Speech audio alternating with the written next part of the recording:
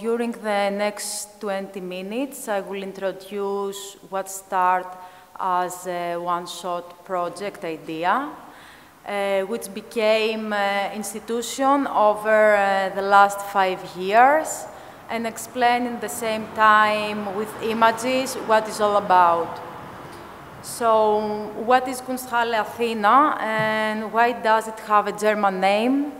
Why to give a German name to a Greek institution, which means Hall of Art? In fact, it was a brand idea which appealed to the founder of Kunsthalle Athena, the person who had the idea, the energy, the passion and the vision, not to say the patience and the will to fight for this project. Mirene Arsanios. Mirene Arsanios is a known writer, curator, the artistic director of Kunsthalle Athena, and recently became Documentas 14 head of artistic office in Athens. So the first show in May 2010, I will show images in just a second, had an enormous feedback and went beyond our expectations, so we decided to go on. And soon Kunsthalle Athena started playing a significant role in the art scene of Athens and maybe beyond even the borders of Greece.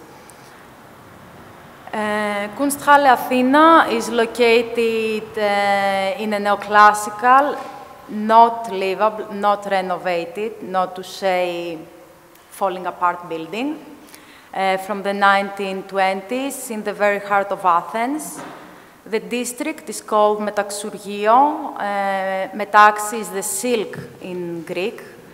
And it is a former working industrial area, nowadays home for many ethnicities, immigrants, legal and illegal.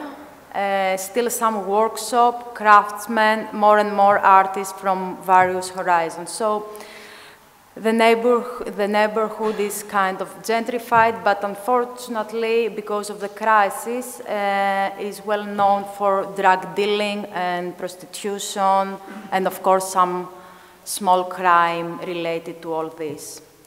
The streets are residential with these small businesses, as well cafes, restaurants, bar, markets, a few galleries. In a few words, it's like a lively old school mix with new movements.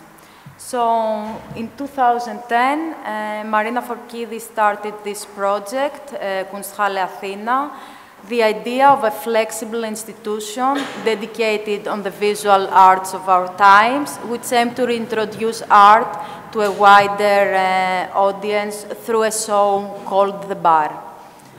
I'd like to talk more about this show. The time in 2010 was the perfect moment in terms of the public, who was more interested, as well due to the Athens Biennial, which already successfully operated the second edition. Besides the opening of Kunsthalle Athena, the same year will be remembered as the beginning of the financial, humanitarian, and social crisis of unexpected dimensions and consequences in Athens. So the bar, the first expo, is installation, an image from the opening view. Metaxurgio is known for many bars, cafes, and restaurants, which every now and then like to present something artistic on their walls to attract clients. So Kunsthalle Athena twisted this idea by showing art in an art space, which is temporarily called the bar. So, by looking beyond the white box, this show moved from the idea of curatorial activity as a study to a more poetic way of display as part of an open-ending art event. For us, the motto is that art and theory can be practiced live in Athens' urban specificity.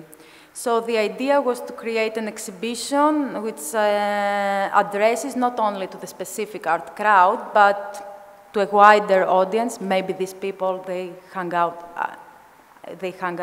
in bars. So with a highly damaged but beautiful mansion and just this white portable neon sign designed by the artist Angelo Plessas, and lots of goodwill and energy, this idea was born and continued. In the next 5 years, 35,000 visitors will attend 60 projects, including exhibitions, talks, workshops, and the work of around 200 artists. So this picture is from the first piece, which entered in and signed Kunsthalle Athena, is representing the goddess Athena and the guardian of our city, and is made by H3D. It's called Mega Athena. The next piece on the left is made by Mathieu Loret, a very important piece for us because it comes with a specific inscription. The audience is asking from the audience to sit on these chairs for specific minutes to look at the writing, and soon the money will start flowing. Of course, we understood through these pieces the illusion which is related with money and the importance of money. You see some more pictures from this show. Another collaboration was with the architect and artist Andreas Angelidakis, who created this sculpture. It has, of course, references to Brancusi's Endless Column. And he decided to collaborate with the neighborhood and take these pieces, this furniture from the next door shop. By kind of including pieces from this shop, saved it because this small shop was about to go out of business and the owner didn't have enough years for her retirement. So like this, the people can buy the pieces, but the money go back to the shop. And of course, the column is constantly restocked.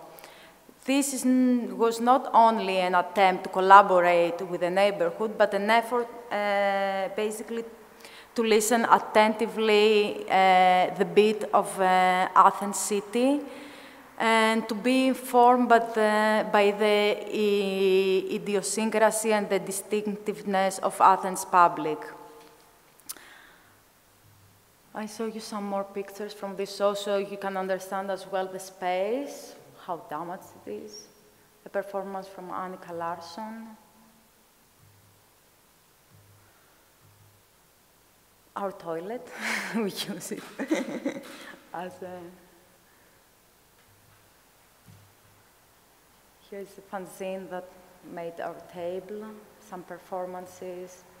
So another piece from this exhibition which reveals this approach of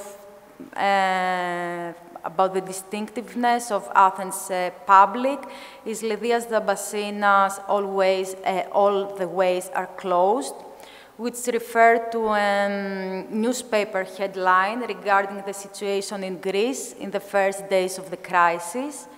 The work belongs in the permanent exhibition of Kunsthalle, and from the beginning found its place above this desk, referring to representing a certain bureaucracy, which is indicative of the Greek situation.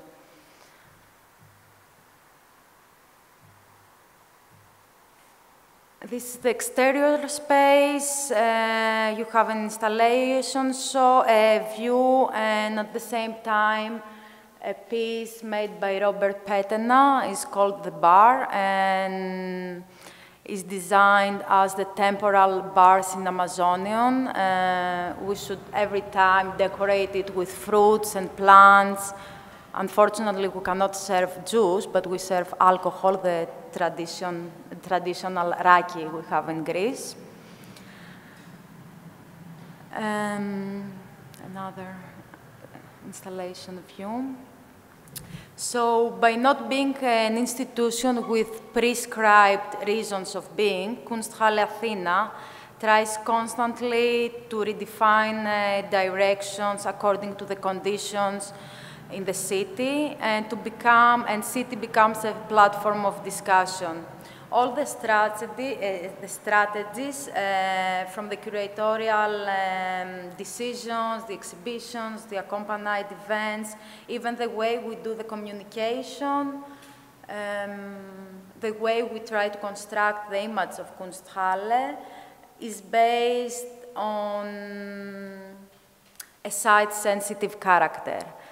Meaning is influenced by the urban environment. In this open form of exhibition, we invited another artist, Angelo Plesas, to curate a show, the Bring Your Own Beamer. We had 33 artists to do projections and performances in Kunsthalle Athena. Without a solid thematic, so it became a very experimental night event, and this night, beyond our expectations, we had 2,500 visitors. So, from the bathroom, music performance inside, some projections on the ceiling. Outside.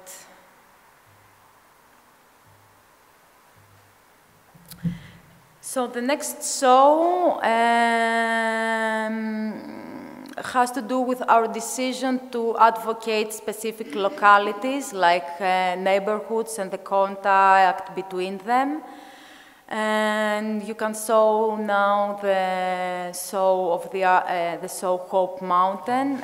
The street artist Hope, who in the later years operates in the streets of Metaxourgio and adapts this specific topography, presented his work and invited some artists, writers, and musicians to work pieces based on the idea of a mountain. Some of his stencil, from the inside. Some of his stencil are in the exterior space, of course, kind of distorted because of the forces of nature and non-protection. The next show was a collaboration with Athens and Epidavros Theatre Festival. We invited 10 actors to have a blind date with 10 visual artists and create a number of performances responding to the sociopolitical dimension of farewell. The event was important for us because visitors from the theater background visited the space, and not only the art crowd you used to have. And various live acts scattered in the entire building, and some lasted 5 hours, some repeated periodically, so the visitors were free to design their own route inside the space. I have some images here from this event. I'm gonna show some more pictures from other shows that I think the indicative titles underline the idea of creating a story in its continuity. These are from the show Summer in the Middle of the Winter. Always the titles of the exhibitions are important for us.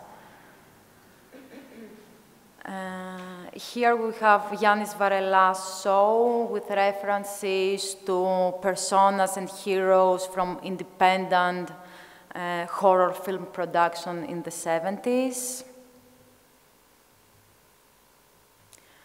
Here we have a performance called Epitaph. It's based on Thukydides' text, Pericles' Funeral Oration. Another exhibition was called A Wonderful Life. You see this picture by Dimitris Maselos are from the demonstration that caused the life in 10 people in Athens in 2012.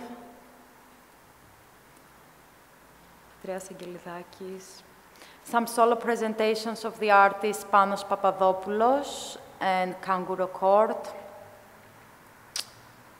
A workshop by the choreographer Michael Klein. I'm showing you different stuff so to understand the events we organized. The exhibition, this must be the place with 3 solo presentations by Katerina Kana here, Thanos Kyriakidis and Petros Touloudis. And in 2013, we decided to launch another series of events that would be more performative and live and will accompany the main exhibition and taking place in a weekly base. So these can be performances, talks, debates, workshops which promote the dialogue with the public, and they expand the democratic public sphere. So, have debates about Grexit. We're all Nazis.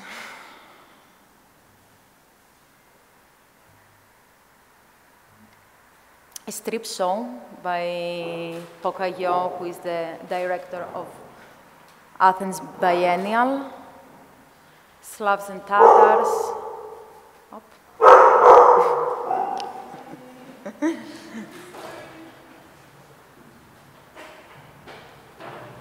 A workshop. Anastasia's Axe Exile performance.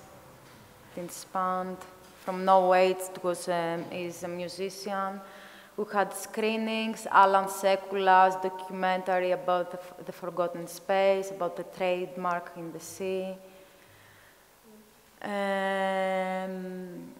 A talk where we we invited different private initiatives in Athens to talk about how they survive and have a discussion. Another talk on the sculpture nowadays, a workshop. So we're in 2013 and we decided, since we cannot not operate during winter because we don't have heating in the space, to have an additional tool. This was a magazine. I have here the last copy if you want to take a look now or later. I mean, I'll give it. So South as a state of mind was born following the same dialectic as Kunsthalle Athena. Postcards from the 50s with a fire burning in the background are shown on our covers. Of course, we don't want Acropolis to be burned or destroyed, but it's a comment on this heavy weight that this kind of symbols and monuments have. The magazine tried to contaminate the prevailing culture with ideas that derive from Southern mythologies and stereotypes, such as the perfect climate, or easy living, or chaos, corruption, or the dramatic temperature. So people from different literal or metaphorical Souths renegotiate or try to define the Southern attitude, or partly to to invent even the Southern attitude within the crisis world. So every issue has its focus on a different notion. For example, the second issue was on Arcadia as the perfect place to live. The third issue had the title North is Going South, since in English is going south means something is going wrong. Fourth issue has the subject polis, as the ancient Greek term of polis as citizenship, civilization. And the last issue, the fifth issue you have, came under the title Where is North and Where is South? So the news is that from on the next issue and for the following 2 years, South as a state of mind will become the magazine of Documenta 14, edited by Queen Latimer, who is the editor-in-chief, and Adam Simcik, who is the artistic director of the Documenta. And here we have the launch party of the magazine. We invited the artist and singer Sibel from Brazil for the party. And before I will conclude with the last exhibition we had last summer under the title This is Not My Beautiful House. This show was in 2014. This is Not My Beautiful House, as all the other exhibitions, talks, and events, is a continuation, a manifestation, and a demonstration of the place.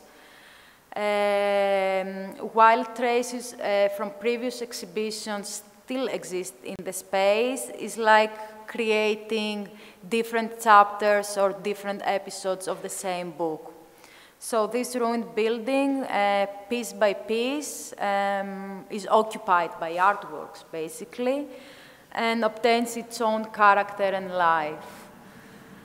Borrowing the title from the lyrics of the song of Talking Heads, this show wanted to express that everything is in flux, and the space loses its shape and transform into nothingness. For us in Athens, the daily routine is not the daily routine we used to know. The city is not the city we used to know. Our politics are not anymore what we can comprehend. Our belongings do not belong to us. The public space does not belong to us. Even the private space is also negotiable. It's true that we're in transit, we're a country on sale, and almost nothing is familiar anymore. So in this context, we decided to present 4 artists. Here you have the painter Apostolos Georgiou, who belongs in the previous generation. He's older, and with his large painting, it's like this large painting comes as a close-up of the human fall and its drama, where common people in ordinary environments and daily actions embody all the fear and the angst of life. It's about all of us. I think these faces with our identity is very characteristic of what is happening now in Athens. The next artist was Kostis Velonis, who is fascinated by the failed builders, avant-garde theater, and working-class history. Velonis' sculpture combines both personal and historical references, like here in rural management, is actually a structure which reminds a ship pen, a ship house. Or this video with the title, How One Can Think Freely in the Shadow of a Temple. This question reveals as a statement of fact.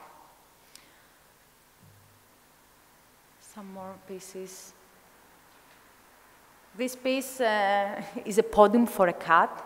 The artist described it like this because he has the shape, the perfect size that a cat could give a speech from it. The next artist is Socrates Socratus, and for his installation Stoller and Garden, Socrates Socratus casts branches, leaves, and flowers and fruits from the National Garden of Athens in bronze. So some of them are national symbols of Greece, like olive tree, while others are weeds, all freezed in time. The last artist is Anastasia Ax, who is half Swedish and half Greek, and with her installation Exile. Her installation evoked as a sort of a 21st century Pompeii.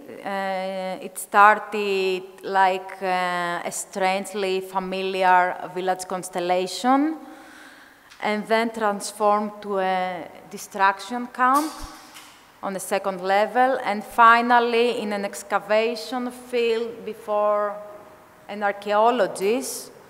And archaeologists tried to systematize these contemporary ruins. So what is special about Kunsthalle Athena, I think, is the consideration of the people and the freedom, as well due to the absence of money. No funding, no help, no heating, and therefore no account to rent, but even rain inside this beautiful mansion, and all the ingredients of degrading neighborhood, able to discourage really everybody. Yet this might as well be a new current, not to say a new currency of our new life. We just had friend support and love. Everyone participated without payment, from the curators, the artists, the writers, the photographers, the designers, the DJs, everybody, every little helping hand invested themselves, just because this movement is and will be important for us. It was important in the context of our city to follow the ambition to have high creativity for local Greek and international artists. So what I can say is Athens really reveals itself as a utopian place, the space for the impossible and for everything is possible at the same time.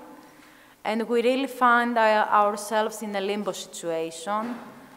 And Kunsthalle Athena achieved the impossible through these last 5 years. Thank you very much.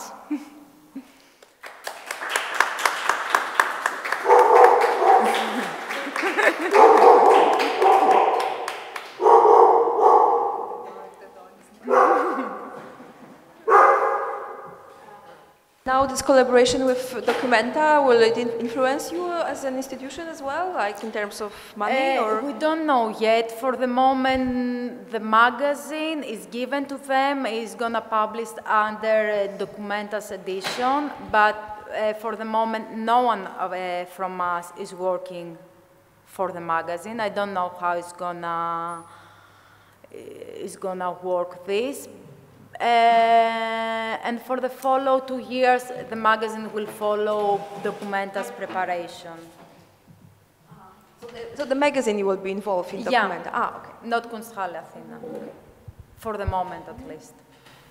But something that I didn't say is that now we lose the space. The person who provided us up to now the space is in the process to renovate it. So after these 5 years and all these events, I think we're in a position to negotiate and find at least a proper space to continue. I was curious to, like, because you said that the popularity of the initiative was also even surprising for you, and I'm just curious, like, whether, like, your opinion, whether these were the people who established the institution coming from being recognized and having some kind of a network that kind of flourished in the new environment gave this result. Because I don't doubt the great programming, but like I'm curious about your insider's opinion on like the sources of popularity, like. Of course, Marina Fokidis was already known. She had organized different biennials, like Thessaloniki Biennial, Tirana Biennial. She's a known curator, so she had somehow her own network. And then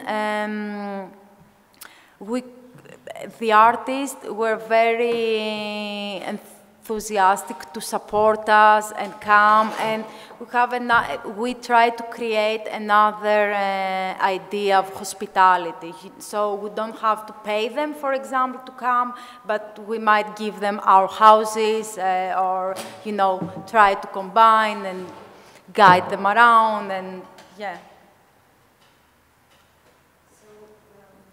So we will continue. I would like to continue with this thread of like what you call new forms of exchange later on, but maybe now let's switch to another presentation by Mirene Arsanios. So, hi everybody. My name is Mirene Arsanios. I would like also to thank the whole AIR team for inviting me to this edition of Redirecting East. So I'm going to talk about 98 weeks, bearing in mind some of the questions that Anna asked about institutions and how this has come to sort of influence our work lately and how we think about ourselves, because we started as a very informal kind of self-organized art space, and a lot of things happened in the past 7 years. So we're kind of forced to reconsider our position. But I'm going to, okay, so I'm going to start. So, I'm often asked, what is 98 weeks? Over the past 8 years, 98 weeks took on different formats. We call it a research project, but it was also a project space from 2009 to 2014. We sometimes identify as an artist collective or a self-organized space, and legally, we are a registered NGO. These various identities are not mutually exclusive. They coexist. However, when we lost our storefront that you can see here in the fall of 2014, we were forced to reconsider our position or positions and reflect on what turn our future would take. Should we, for instance, move to another space and thus have 98 Weeks' identity become its physical location? In other words, after 8 years of self-organized or loosely organized work, should we institutionalize ourselves? And by institution, I mean a space whose identity is stable, single, and whose governance is more or less abstracted from the desires of the individuals running it. Or shall we abandon the idea of an art space altogether? Should we even abandon art? We asked ourselves these questions in the light of Beirut's growing artistic infrastructure, booming art market, and the increasing professionalization of its art scene. What role and mostly what format should 98 Weeks adopt, considering the city's cultural current landscape? So before answering these questions, I'm going to introduce our work and how it resonates with the context we live in. But just to go back, this is a chart that we did. So when I was talking about 98 Weeks, like different positions or formats, how we kind of navigate these different identities, and what it means to exist as a structure, also in constant flux. This is a workshop that we did with the artist Pelin Tan. and her collaborator Under Ozengi and Brian Conwood. It was a workshop on, we took 98 weeks as a case study and looked at how actually the space function in terms of how is it sustainable, what kind of labor allows it to, to exist basically and to function as an art space. So we did this kind of very sort of confused chart about like different, using different keywords and trying to understand how 98 weeks actually is sustained. And actually we came to the conclusion that it's a space that is sustained thanks to self-exploitation. So the fact that we were, giving in our time and our labor, but that's like 7 years later. So on the history of 98 weeks. So Mirene Arsanios and myself founded 98 Weeks in 2007, when both of us moved back to Bejrut after a year spent in London doing our respective MAs and MFAs. In a way, 98 Weeks started in London. It came out of tireless conversation around art making and thinking, both very much informed by post-structural discourses from deconstruction to post-colonial theories. Back in Bejrut, we decided to create a platform, a time frame that would allow us to continue these conversations by focusing on a chosen theme for the duration of 98 weeks. You could compare a structure to an ongoing biennial, which, instead of taking place every 2 years, would unfold over the course of 2 years. This time-based structure is also a way of resisting the event and production-driven imperative governing most of contemporary art spaces and institutions. So we wanted time, basically, and so 98 Weeks would provide us this time, and we wanted time also not to feel pressured or not to feel that we had to produce and that we had to do things, right? That we could sort of organically develop our, that the structure would follow our thinking process, basically. So our research began by looking at the city, its urban history, and the material and immaterial traces of the Civil War. So our first research project focused on spatial practices in the city of Bejrut.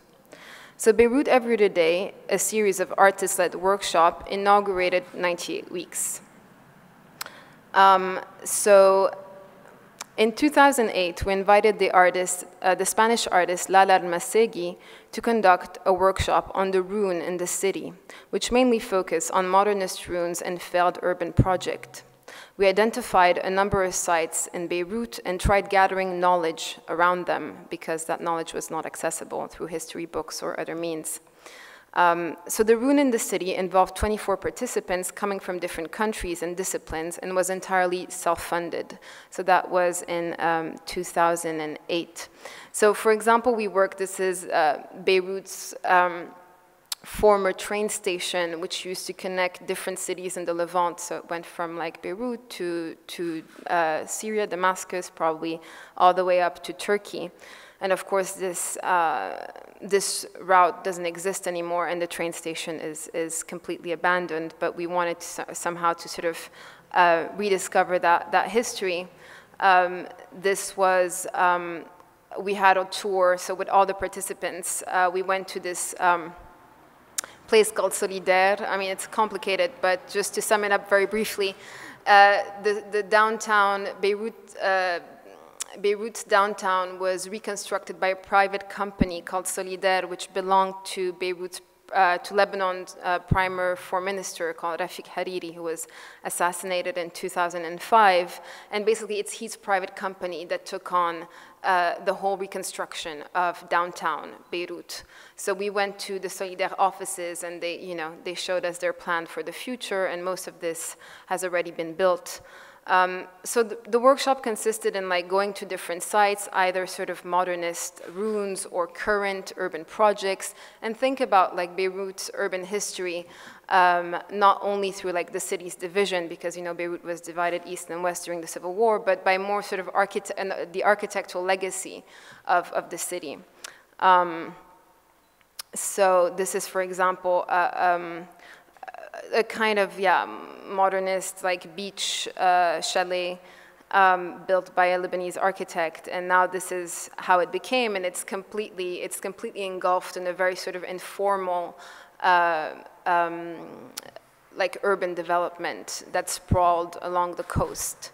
So this was basically before and after the two pictures. So so again, this is just to show some of the sites that we were looking at with the artist. And actually, I'm not going to show you artworks because most of our research is immaterial. It's just, again, gathering a group of people and, you know, going on different sites and, in the case of Bejrut, every other day at least, and sort of trying to research that history orally or otherwise. And out of the workshop, then artworks were developed, but at a later stage, and the artists sort of pursued their initial research and developed them into art projects of their own. So let's say we were there to provide the context and sort of plant the seed of future artwork, but we didn't follow up on the production or on, you know, what the artists would do with the research. So the second workshop that was part of this first research was called,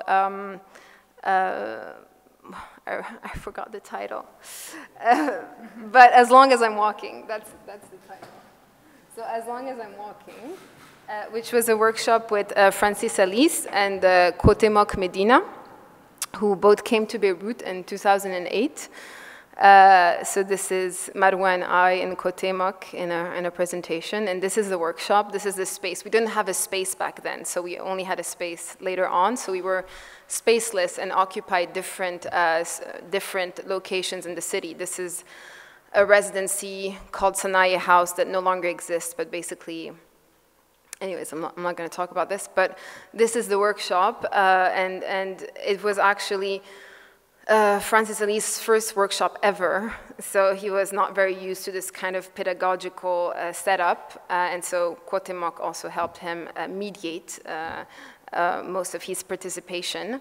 And what we did with this workshop is take Francis Alice on like private tours. So let's say each participant developed a tour for Francis Alice. So one participant like blindfolded him and just took him somewhere on the top of a skyscraper. One participant wanted to kidnap him, you know, on the Green Line, like they used to do during the Civil War. So, like all kinds of ideas, which also sort of enacted the kind of like a lot of fantasies and projection around the figure of the artist, right? Because this workshop also was a way of reflecting on cultural exchange, right? So you invite this kind of superstar contemporary artist to Bejrut, and what is he going to take from the city? What is he giving back to the participants? So a lot of them also were reluctant to sort of share their own experience of the city with him. So, you know, it was a kind of workshop on the economy of cultural tourism in a way, right? So also these artists coming to like more or less exotic places to sort of look for inspiration for a future artwork or something like that. So we did a map of each participant's walk that you can see here. I mean, and then it's like related to each participant's notes on the walks with Francis Alice. So that was our second workshop. And our third workshop is titled On Madam Khayel, and came with the opening of our project space in precisely Madam Khayel, which is an Armenian neighborhood contiguous to the port area of Bejrut. So the project space is a storefront, was a storefront, now we no longer have it, located in the building in which I and many of the friends who formed the community of 98 Weeks used to live. So it was a very sort of communal project. And again, I was once asked about our audience, and for us, and did we have a public or not. So for us, like, our community was our audience, and at the same time, they were also using the space for, you know, themselves to present work, or, you know, to meet with artists or other artists or curators. So it was very much a kind of open platform, I would call it. And so with the space, a shift occurred with 98 Weeks. So the space came with funding, right? So that was the first time we actually received a fund of $10,000 from the Foundation for Foundations for Arts Initiative, which is an American foundation. It also came with responsibilities and, you know, what the public would expect from us. So it sort of, we had to renegotiate our position with that space, right? We were not totally ready we didn't understand what it meant actually to have a space and to like be accountable for it. So anyways, these are some of the images of our first workshop ever. This was the image of the opening. And the third workshop actually was a research on the neighborhood in which we opened the space, right? So it's an Armenian neighborhood, and so we did a kind of research on the history of the Armenian community in Bejrut, how they arrived there, how they settled in the port area, so all this area was very much filled with very informal constructions, and so yeah, basically it was also a way of understanding where we were opening the space, what was the history of that particular location. So again, this is one of our early workshops. Okay, so our second research topic, so we had 3 researches so far, so I'm going through all of them, is titled On Publication, and it investigates artistic and historical magazines published in the Middle East from the 50s onwards. So these are some, so we were interested in also, and this is a kind of common trend in contemporary Lebanese art, is to look at archives and to look at archival material and kind of understand, because there's been this huge rupture, right, caused by the war, and there's a lack of like official history, which is very different from here, as I understand it. So we don't have this mega narrative, right? And we don't have it on a historical level, and we don't have it on an art historical level. So there's a lot of artists who took on this task personally of actually thinking about historiography, thinking about how do we write history, what kind of narrative do we use. So looking at archives for us was a way also of sort of reconnecting with that past and rereading it also critically, right? So this is one of the magazines we looked at. It's called Al Hilal. It's an Egyptian magazine, and it's still published today, and it's a kind of lifestyle magazine. This is a poetry magazine that we looked at that was founded in 1957 in Bejrut by Adonis, a famous Syrian-Lebanese poet. And also we invited a few writers and scholars to write articles, to pick an issue and engage with the issue by writing an essay. So that was our way of engaging these magazines. We also did book fairs. So we worked with printed matter in general and invited these different very small publishing houses. So we were interested in independent publishing and you know, printed matter in general, and we also have a collection of artist books.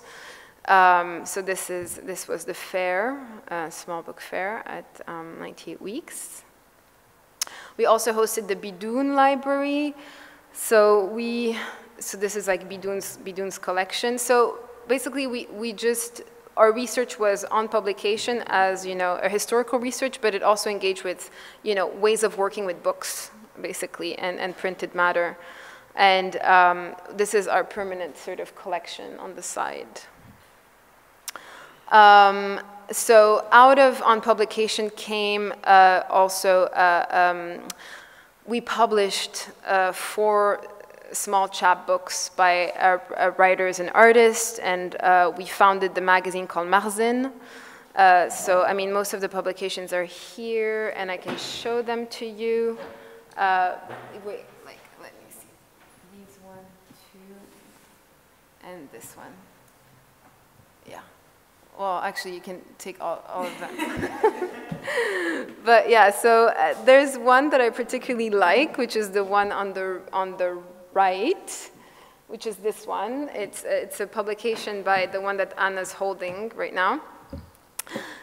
So it's a publication by an American, Mexican poet called Christopher Perez, who used to live in Ramallah.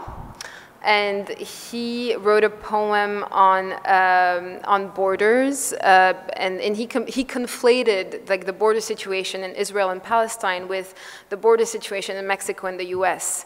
And all this to a very long poem, which is breathless and very rhythmic and very beautiful.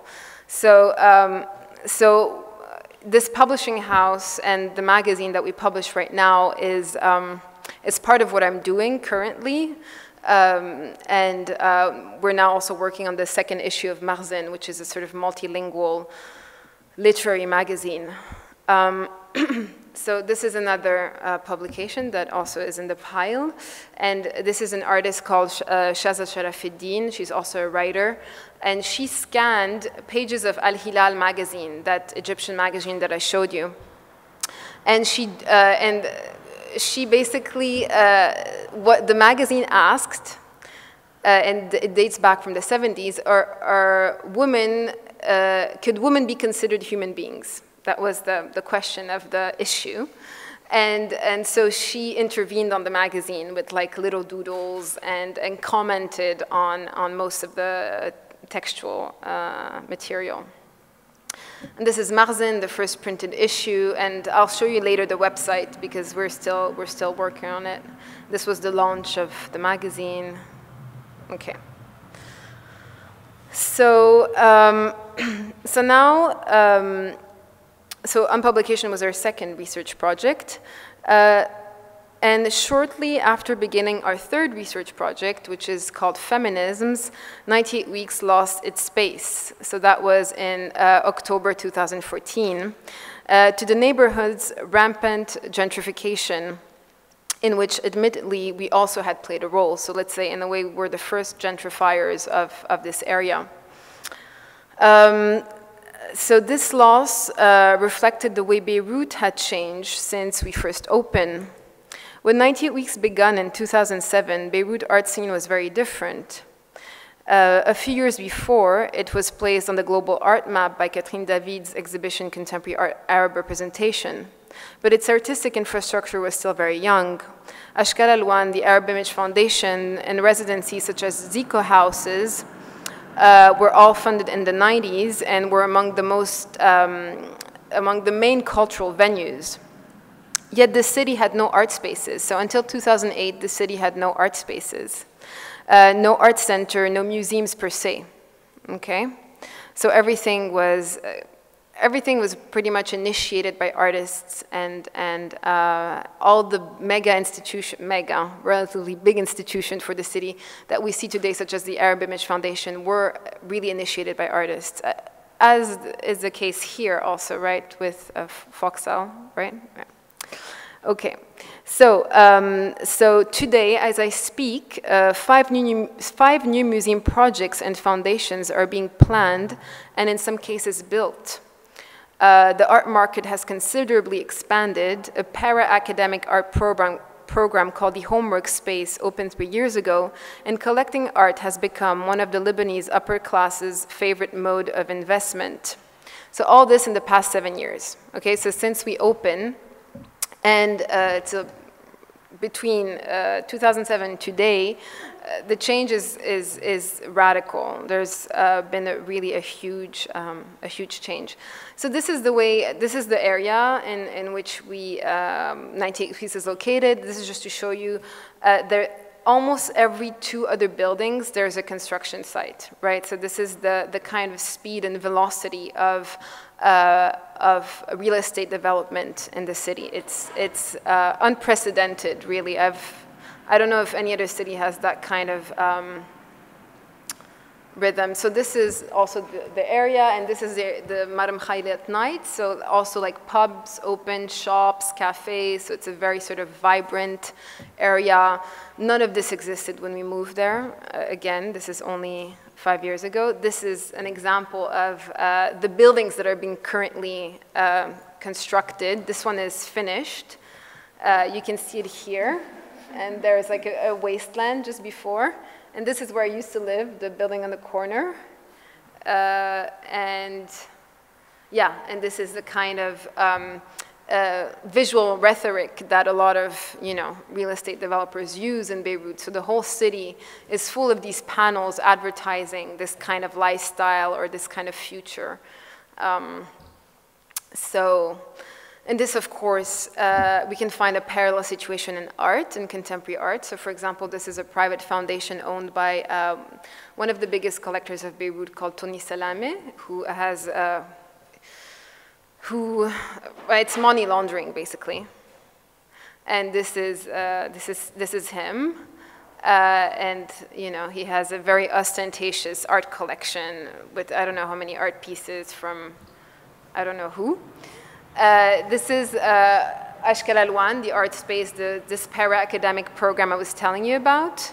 And I can answer questions then if you have questions on specific spaces or programs, but this is to show that the way also, these kinds of programs also come with the development of contemporary art, right? They come with, and where are we in all this, basically? So, what is 98 Greeks' role in this new landscape? How can artistic research be an answer to some of the questions I posed at the beginning of this presentation, such as, shall we keep a space or shall we give it up? What kind of responsibility do we have towards the structure we have created? What structures and formats could allow us to stay connected and responsive to Beirut's political and social realities? So I'm going to talk now about our current research project called Feminism. So our current research project, Feminism, helped us answer a few of these questions. Feminism investigates various feminist history, mainly post-colonial, Islamic, and post-human. It is a research that begins with us, two women working in the art world, a system sadly complicit with patriarchy and discrimination. Feminism hosts a weekly reading group on feminist literature and theory. Recently, we have organized a workshop and reading group on Islamic feminism, looking at how Shia Muslim women could reclaim their rights within the religious legal system. Other projects include an upcoming issue of our magazine Marzin, an edition of the Efflux Journal, and a forum on labor, capital, and institution which looks at how the art world often relies on the free labor of overqualified women to sustain its existence. With feminism, form and content coincide. Our research is helping us rethink the very format and shape of our organization. It gives us a lens to politicize the structure we have created rather than neutralizing it, or in other words, institutionalizing it. Feminism discourse and its different historical and contemporary currencies also captures the contradictions of identity versus becoming, which we have experienced with 98 Weeks. So I will end this presentation with a passage from Donna Haraway's The Cyborg Manifesto, in which she discusses the self in relation to the other. And by the self, we can refer to whatever stable form of identity. So be it an art space or institution. So the self is the one who is not dominated, who knows that by the service of the other is the one who holds the future, who knows that by the experience of domination, which gives the light to the autonomy of the self. To be one is to be autonomous, to be powerful, to be God, but to be one is to be an illusion, and so to be involved in a dialectic of apocalypse with the other. Yet to be other is to be multiple, without clear boundary, frayed, insubstantial. One is too few, but two are too many. Okay, so I'm going to end the presentation here, and I'll be happy to take questions. Thank you.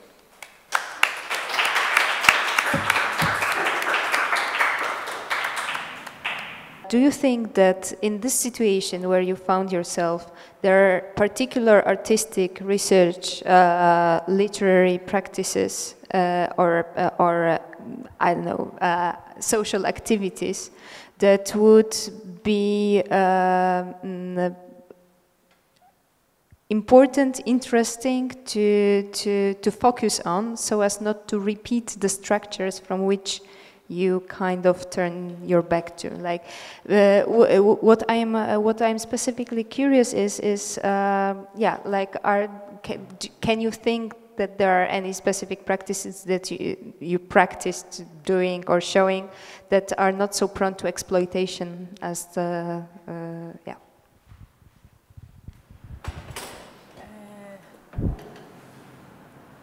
When we started, I mean, in Athens was the first non-profit such kind institution, or let's say self-institution, back in 2010.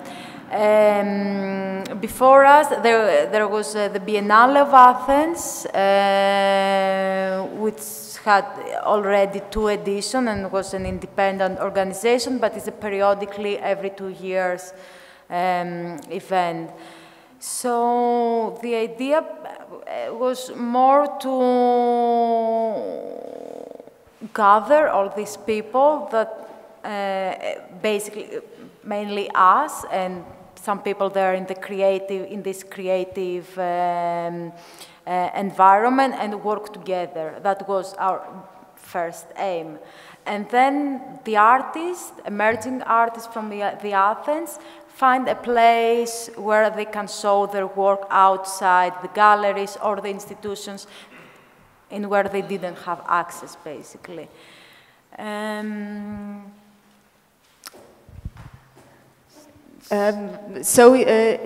Because I was curious about like very practical like consequences of your operating within this kind of non-monetary exchange that you told about, because like in the world in which the demand for free work and enthusiasm and networking are so prevalent, how do you communicate actually with the artist? What are the resources that you are not or what are so is it difficult to communicate in this terms without being suspected of like being a part of this kind of we never had problem to cooperate with artists. They all, I mean, from known artists such as Lawrence Wiener, who gave us this poster, who comes with the last issue of the magazine. They were all very happy to help and to support us. I think it's more difficult for the people. They work as project managers and they work constantly there. As I said, we don't have any funding. I mean, still now we don't have any funding, zero. We don't take money from anyone, so we're not accountable to anyone. But I think it's the moment now to somehow pass, since we became bigger and maybe older, to pass to another level of operation, because it's hard. I mean, you have the passion, but somehow, yeah, you want to make a living. Yeah, I mean, if I can say for us, it's, I mean, we didn't pay ourselves, as I told you before, until this year.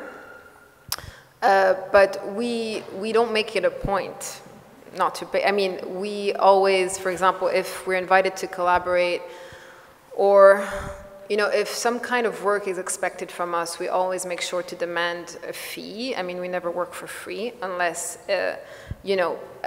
unless it's a specific kind of collaboration that we endorse personally. But otherwise, if it's work, it has to be paid on that level. And we also, although we were not paid ourselves, we always paid the people working with us. And also, even if it was a minimal fee, we always made it a point to do that, because that's also was part of the problem for us. Also, this kind of, coming from a self-organized space, yeah, the kind of ambiguity between self-organization and self-exploitation or you know, this kind of the proximity between these two systems is like somehow like, you know, problematic. So it's also part of our thinking about structures, right? Our thinking about how we operate and how we work to consider these questions openly and critically also. So not to sort of, you know, yeah, I guess so. I'm kind of curious about... Yeah, you know? and at the same time with us, some other Kunsthalle was founded, like Kunsthalle Lisbon, Kunsthalle Sao Paulo, Kunsthalle Lugano. So it was like a movement of reverse this idea of institution, or what is this northern Kunsthalle and what could be another type of Kunsthalle or institution. I don't know because also institutions are often linked with public, are also seen as public bodies, and these bodies are disappearing, right? I mean, there's like more and more like private, there's more and more private money, foundations, etc. So, so in a way, like, I don't know, it's interesting to rethink the role of institutions. I mean, can they sort of safeguard a way of like making and thinking arts outside the pressures of the market, you know? Is it like, maybe institutions, you know, can have a new role? I don't know, you know, there's been like also a whole sort of, I was part of this seminar once on like new institutions in Europe. So it's a word that's sort of, you know, is open for I think, redefinition in a way. Yeah.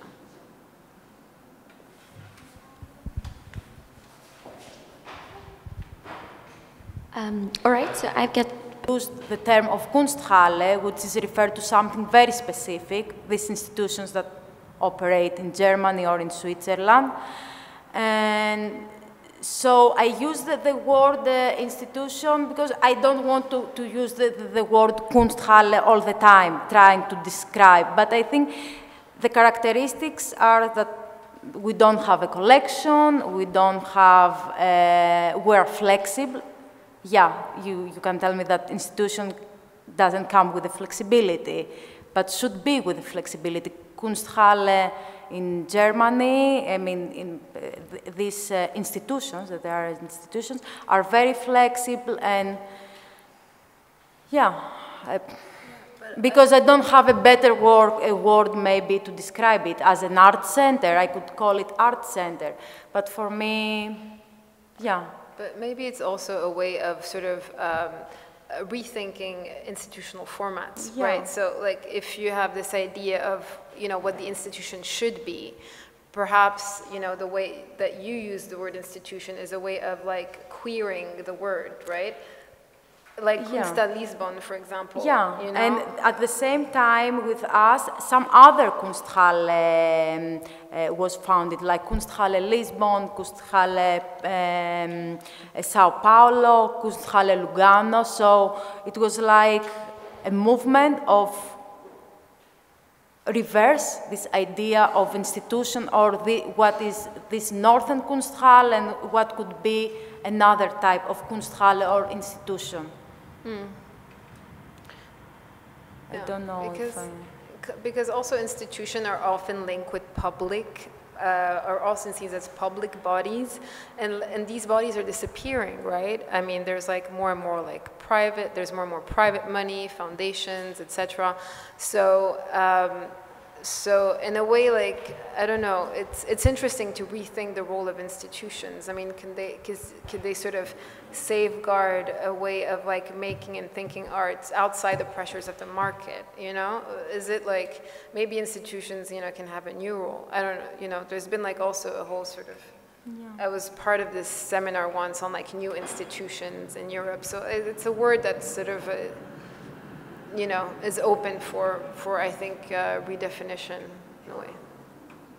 Yeah.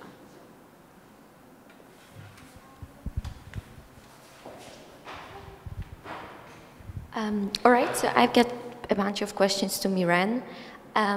First, what I'm really interested in is your publishing activities. And I wanted to ask, when you came to realize that publishing is part of your project, had it been from the very start, or maybe it came later? Then also there is the question of language of your publications, and I saw that most of them are in English, and there is only one in Arabic. So how does this question, or maybe how do you address this issue of language, and then also distribution or dissemination of your works? Maybe if you could just elaborate on this publishing aspect of the project. So publishing was not there from the start. It came later with the research project on publications.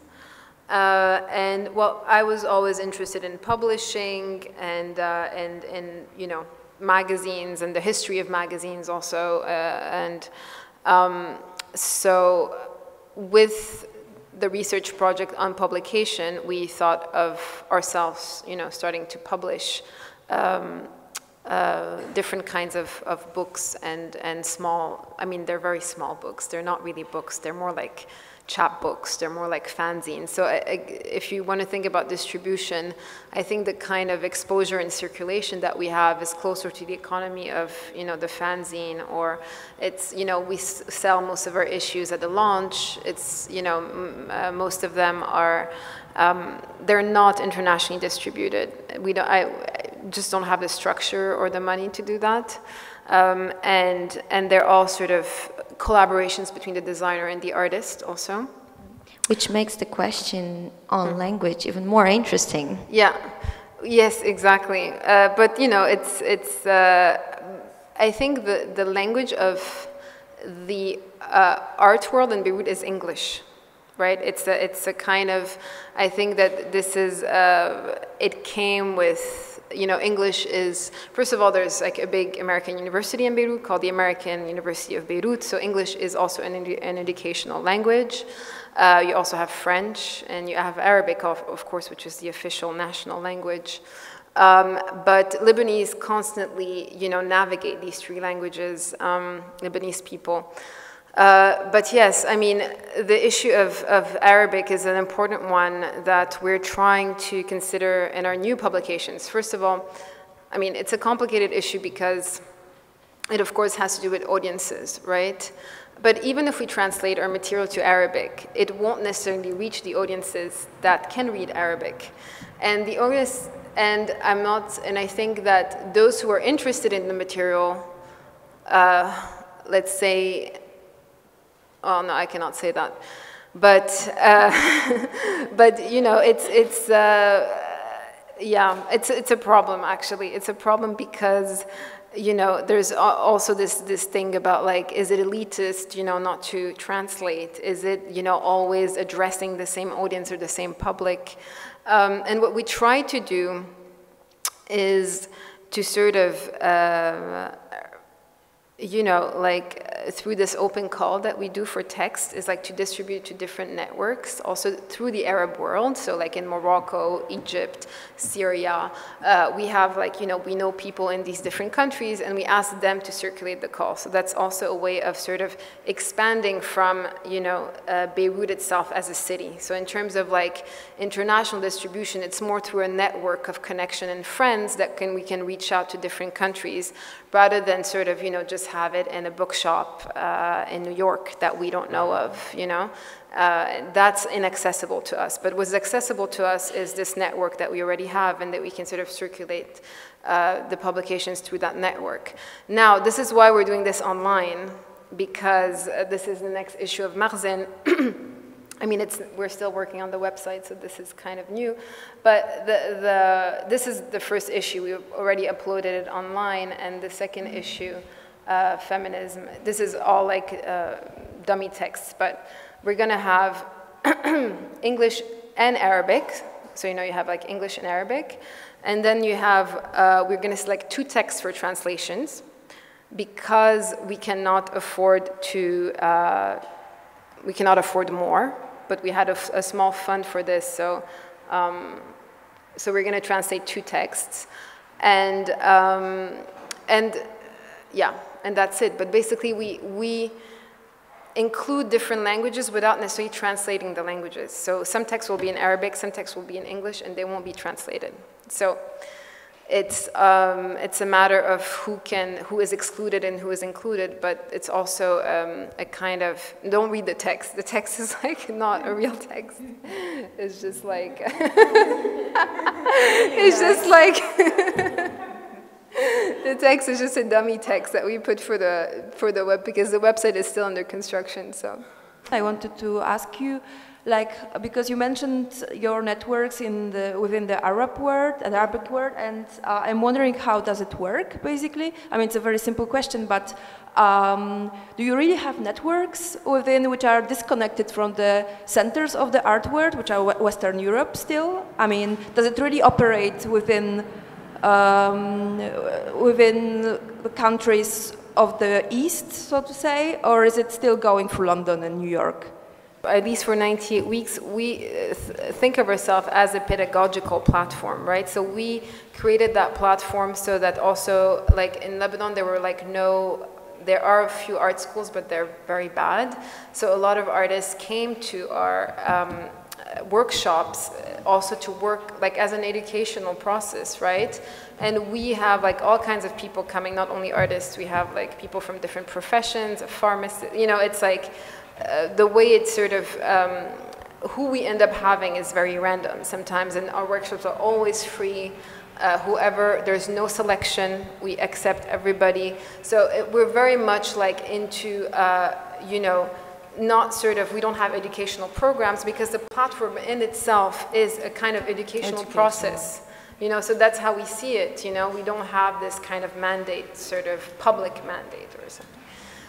So to answer the question of networks, I don't think that this sort of, I think there are clusters of you know, connections, let's say in the region, and if we want to talk about art, I mean, I think like two, let's say, how do you say, centers could be like the Gulf area and let's say, you know, Bejrut or Cairo, let's say, like this is the axis, and then you have the Maghreb. So you have different axes in the region, and we're connected personally through people that we meet, you know, because of this, because of our professions, right? So we kind of encounter people from our cities. You know, there are different big events, like in Beirut, there's homeworks, a lot of people from the Arab world will come there. You know, in the Gulf, there's the Sharjah Biennial, now there's the Marrakesh Biennial. So, you know, there are these big events where people meet and convene. Now, does it bypass New York or London? I don't think, you know, I don't think this division is like, I don't think that there's this, if we think in terms of economy or in terms of networking, I don't think this division is valid anymore because the circulation is so, you know, I would say, I don't know. It's out of borders. But it's like, I don't. But text production, for example, is it still like within the region, or art history? Because what you say seems like really physical encounters. Yeah. And is it really like that? That it's really based on physical encounters? Is it not more virtual and it's not more? You mean circulation of ideas and text? Yeah, there are also like, you know, there are also online magazines where, you know, there's Ibraz, there's Bidoun, there's like, you know, magazines who focus on the region and circulate sort of material generated in the region through like, you know, a broad readership, but, you know, we are very much connected and informed on what's going on. And most of the authors in Marzin are from the Middle East and from the US because I studied there, so that's my personal, let's say, network or connection that I'm bringing into what I do. But you know, it's these networks are very much very real. You know, it's like yeah. I don't know if that answers the question. So I suggest we end the official part right now, and I would like to thank you very, very much for sharing. Thank you for the invitation And all the yeah, team. like see you next week, and yeah, we can still continue. Okay.